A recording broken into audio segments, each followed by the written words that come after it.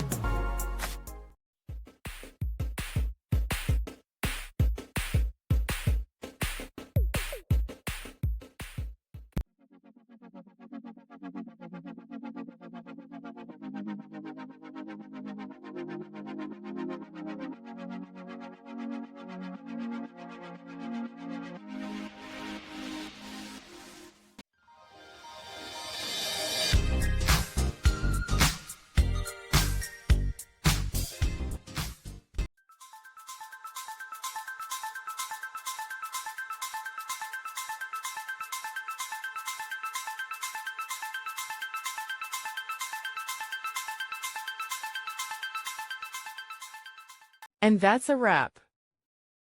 I hope you found the answer you were looking for.